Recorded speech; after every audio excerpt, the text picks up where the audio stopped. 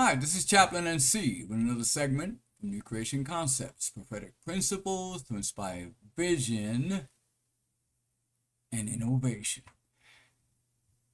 Today, I want to do something different. I know I'm always sharing passages from the Word of God, devotionals, inspirational insights, and sharing even other YouTubers that do great video content. Grace for Purpose is one. Line of Judah is another, and they have helped me, to be able to share and then be able to comment on and share the word using their video content. Well, today I'm going to try a different niche to bring still some inspiration to your life, regardless of what you're going through, to know that you're still blessed. The Bible speaks of that laughter is like medicine to the bones. Well, Mr. Tom Delgado from New York City, it's actually Tom DNYC. I'll put it in the comment section so you can look him up. He is a great tour guide for New York and very knowledgeable of all the boroughs of New York City. And so I think you'll like him. And so I recommend him highly because being a stand-up comic, he uses a lot of levity. Even when he's speaking in this segment, I'm not going to share the whole 25 minutes of it. I will probably just share maybe 8 to 10 minutes of it. It's called the Darkside of Brooklyn, and so he brings levity even to his dark history of certain parts of Brooklyn, of this area that he's covering there in Borough Hall. So without further ado, I hope you like it, and feel free to comment on it, and don't forget to like and subscribe, because as a minister, that will help me to monetize and use those funds toward continued ministry in creation concepts and give you inspirational content like I'm getting ready to do right now. So here we go. It's Tom Delgado, ladies and gentlemen. Woo, baby. It is a dog crud day today, but we're out here. We're out here through rain, sleet, or snow to do another little video here. Going to give you a little walk around. I'm actually in Brooklyn. We're going to be going back to the well, the Darkside well, to talking about some of the dark episodes here in Brooklyn's history. Eric, how the hell are you? I'm doing great. Staying dry? A little wet. A little wet. We'll make it through. It's okay. We're gonna bask in the dryness of amazing history and just great times. What the hell am I talking about? Anyways, I'm in front of Borough Hall here. Borough Hall, which was built in 1848 as the City Hall of Brooklyn when it was still a city. It got consolidated into the 5 boroughs of New York in 1898. That's all beside the point. We're going to talk about all these dark history. Today's a good one, man. You're going to want to stick around to the end. We got some really good stories and stuff to talk about today. But I guess before we get started, guys, check out the Patreon. Huge help. Keeps us covered with all the... how you doing? Yeah, it's great. Keeps us covered with all of our, nice threads. I guess this jacket that I wear in every video and all that stuff. Also, too, check out, subscribe. That helps a lot. And like the video. It helps us keeps us at the top of those analytics, right? Right above all those, reaction videos. But anyways, I guess before we get started, Eric, how you doing? Doing pretty good. Yeah. So far. Yeah, I get a plastic bag on that picture. Yeah, maybe someone will cough up 5 cents for a plastic bag for the camera. Anyways, yeah, I think we're ready to go, man. I think get into the darkness. Creepy. All right, should we do it? Yeah, let's go. Let's go to the first spot.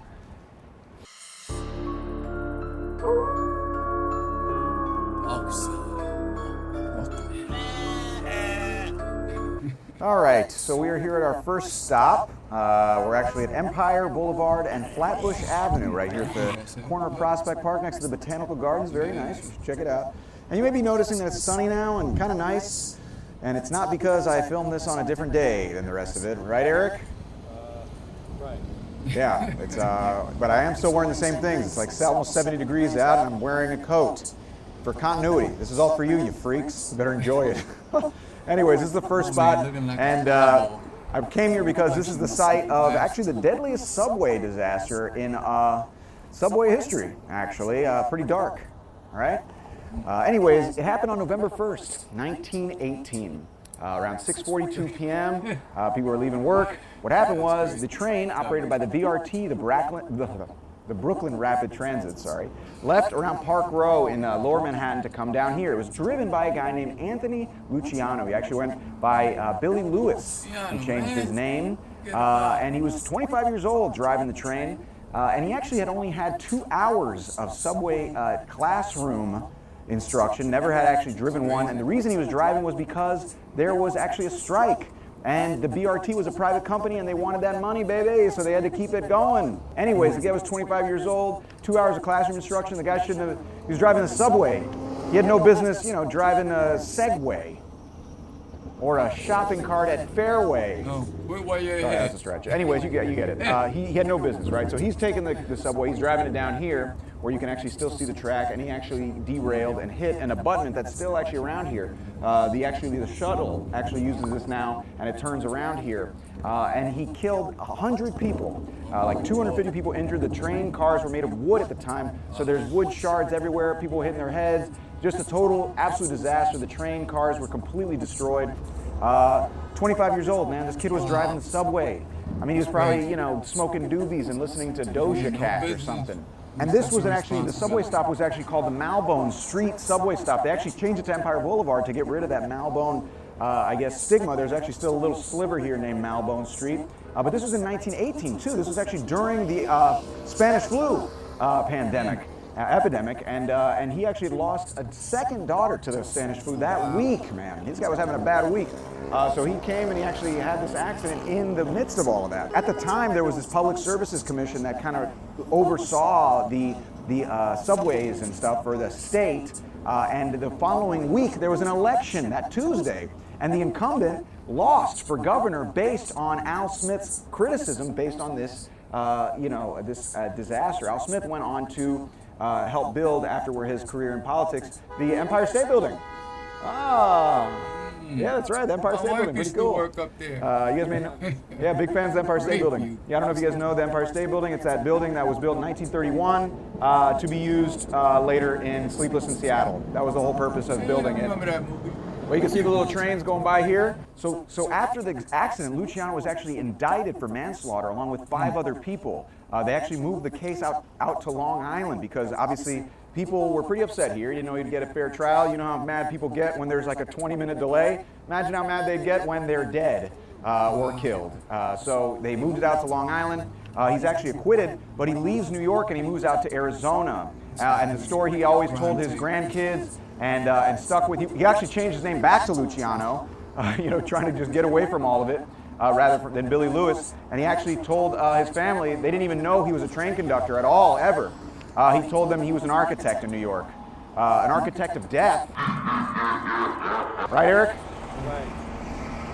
Anyways, makes sense, I guess, too. You don't really want to tell your kids about all that stuff, so you're going to sit your kids down and be like, oh, hey, kids, did I ever tell you the story about how I killed 100 people on the subway? Gather around. Let me tell it to you while we eat our, Dunkaroos or something. Anyways, this all happened here. In fact, in the aftermath, the City Transit Commission was started in 1921, which eventually led to the opening of the IND Railway for the city 10 years later. And that was kind of the beginning of the actual the public version of the subway, and actually pulling the private lines into the public service of mass transit, which is kind of interesting. But it all happened right here next to the Botanical Garden at the corner of Empire and Flatbush at what was before Malbone Street. What do you think of that story, Eric? Terrific. Pretty good, huh? Carnage and terrible. So now we have to leave this spot and go to the next spot and also go back to terrible weather. How does that sound? We're going to travel in time Not good. and meteorology. Well, anyways, I'm going to do it. All right. See you guys at the next spot. No, don't do them signs. No, don't do All right, so we're at our next stop, which is 340 Dean Street. This building is actually new, but this is the location of what used to be another building, obviously. And it was where in 1952, the world's most notorious bank robber was apprehended. His name was Willie Sutton. He was arrested right here because this is where he was living and hiding out. In case you don't know, he was like the Babe Ruth of bank robberies, which back then was like the Michael Jordan of compliments.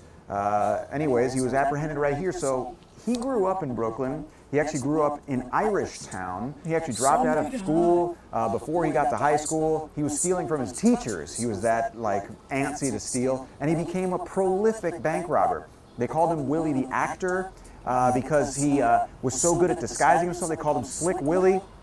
Very, very good at what he did. In fact, he robbed, they say, 100 banks and made off with more than $2 million. He was in and out of prison. He actually escaped federal maximum security prison 3 times.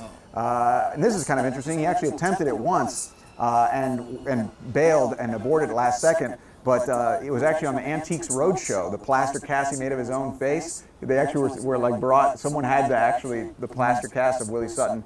Yeah, I just made an Antiques Roadshow reference, which I think makes me legally entitled to Social Security. But it's okay, it was a cool episode. So anyways, what happened was, his latest attempt at actually escaping was in 1947. He escaped federal maximum security prison, and he hid out. He was still robbing banks, etc. until 1950, when the FBI released its first ever most wanted list. And guess who was on it? Willie Sutton. That's right. What an honor. The first ever FBI's most wanted list. He was on it right there. And they handed it out, put it all over the neighborhood. They also put it at different tailors around town because he was such a well-dressed guy. They figured someone would see it, right? Kind of cool. Isn't that interesting, Eric? Backwards compliment. It is a backwards compliment. So they left it at all different places around town, and this kid, 24-year-old kid named Arnold Schuster, sees it. He's actually a tailor's son. He sees it, and he kind of logs in his brain, and he's at the subway one day, and he sees good old Slick Willie, and he follows him from the subway to the building that was located right here. He tells the police where he's located, and they arrest him. Now, back then, he was lauded by the newspapers and media outlets as being a hero, you know, a citizen doing his civic duty, an example of how the FBI's most wanted list could work. Only thing is 3 weeks later, he's gunned down. Yikes. And they say they never caught the killer, but they say that it was Albert Anastasia, who we covered in the Mob Hits video. Yeah. Anyways, he was gunned down in a barber shop. You can check out that video if you want to hear more about that. But they say that Albert Anastasia, who was the head of Murder Inc., by the way, Murder Incorporated, very benign, benevolent corporation. They say he saw the thing on the news, and he's like, I hate squealers. And he wanted the kid dead, even though he had no connection to the guy. They shot him once in each eye, the back of the head, and in the stomach. At some point, you imagine, like, you know, the accomplice was like, dude, I think he's dead. But they kind of set an example with his murder. So they say when they arrested Willie Sutton, that a police officer came and came up to him and said, hey, are you Willie Sutton? And he said, me? Hell no. I'm Gordon. Yeah, Charles Gordon. That's what they said he said, which not the best lying, I guess. Better disguises he has than lies. So he went to jail, and eventually in 1979 he was let out. He was in poor health, and he ended up dying in the one prison that no elderly person can escape, Florida. And also, famously, Willie Sutton is actually, they attribute the quote when they asked him, why do you rob banks? He said, because that's where the money is. He actually, in his memoirs, said that wasn't what he never actually said that, but still pretty cool. His memoirs were actually called That's Where the Money Was. So he still played a little wink wink to that quote. But a famous quote attributed to Willie Sutton, the most famous bank robber in United States history, was picked up right here at 340 Dean Street. Kind of cool. Not at this building. This building was built in 2009. Sold for $1.4 million. Probably gone up a lot since then. But what can you do? Okay, on that note,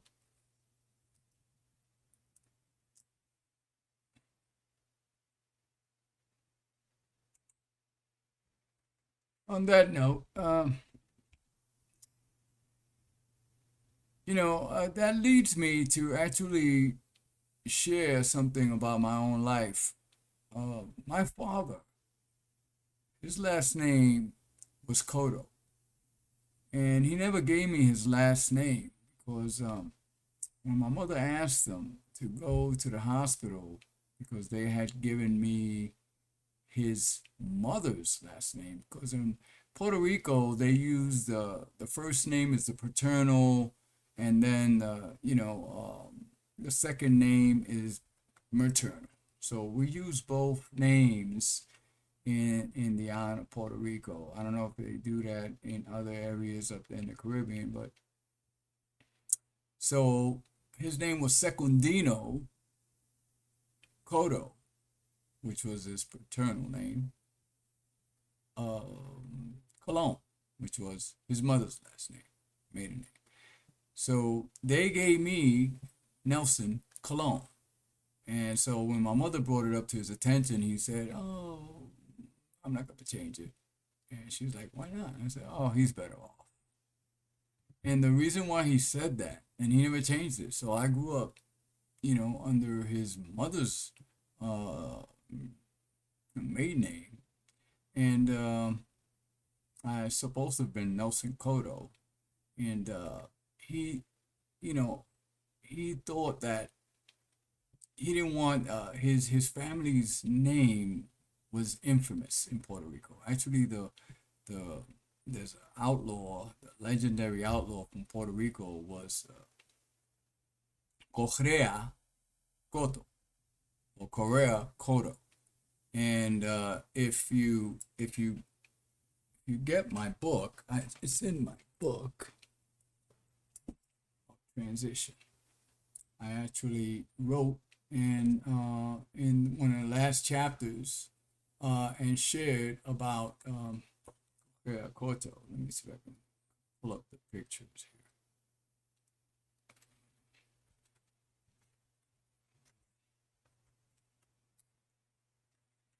Yeah.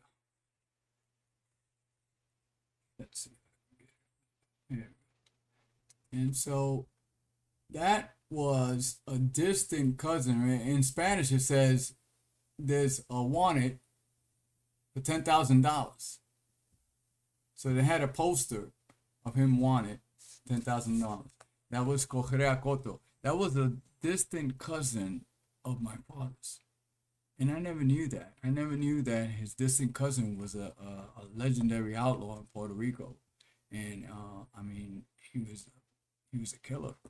And they actually even sent the G-men that back in the day, the G-men who went after Dillinger and Babyface Nelson. No, I'm not related to Babyface Nelson, but I got that name. But he, they sent these G-men out there to hunt down this terrible killer, Correa Cotto. And they had to burn down a whole sugar cane field to get him out. And they shot him down like a dog, And so my father, the infamy behind his name, even he, it had generational curses coming down on his life. He had a hard life. And he didn't want that for me. And so he felt it was better off I just grew up with his mother's last name, Colon. And that's what happened. And I saw that also, like my Heavenly Father. By the way, since I'm talking about my book, you can find it on Amazon, The Nelson Colon. Transition. Story of my life, my story, my history, but it's for his glory. So it's really God's story of what he allowed me to have and to share. And that's why I had to publish it, because I went to hell and back and I didn't understand why. But as I got older and I had an epiphany in the Navy of the Lord dying on the cross for me, and I caught a seizure. And the vision was so real that they found me flopping like a fish out of water in the dirt, and I had to get a medical discharge. I tried out for the SEALs, didn't make it. I was trying out for this other special force kind of anti-submarine warfare, as working on the P3s, on the computers on the P3s of the sonar that would detect the submarines in the water. And I never got to finish because I caught a seizure. And they say, well, maybe something in working on the circuits, blinking of the lights may have triggered something in my brain. But to this day, I'm still trying to fight for my benefits. and they never did give it to me because they said it was some pre-existing condition. But anyhow, God knows why. If I would have been a SEAL, or if I would have got on an aircraft carrier and working on those P3s, detecting the submarines in the water, who knows? Operation Desert Storm was right on the horizon, and during that time, and who knows? I probably wouldn't even be doing this video right now. I wouldn't have had my sons. I wouldn't, never met my wife. Never had my children, my firstborn, as well as my youngest, Seth, who's getting ready to graduate next month. And I'm just thankful. I'm thankful that even what my father was led to do was almost like prophetic. Like God was getting ready to change the cursed legacy into a blessed one. And that's the legacy that he wants us to leave our children, a blessed legacy. So when you're seeking God and you're allowing yourself to have a relationship with the living God, you not only receive the blessings of the Lord in your life, but it trickles down. It goes to the next generation, up to 4 generations. It says your children will be blessed. So isn't that worth it for you to give up on your pride and your ego and saying, oh, I do everything. I don't need God. No. You need to count your blessings and start looking up. Contrary to that movie, it says don't look up. No, I say look up. Look up to the Father. He wants us to aspire higher and be able to fly like an eagle above the tempest and the storm, above all these testing, recession and all these trials that we're going through currently. Things may not even get better. They may just get worse. And so we have to be ready. We have to be ready because I believe that the Lord is coming sooner than when we first heard. So prepare and make straight the way of the Lord. Amen. I'll leave you with that. Also, check out Tom Delgado, New York City. He's a great tour guy, and he's funny. And laughter is like medicine to the bones. So I'll leave you with that. God bless you. Till next time. This is Chaplain NC, signing off.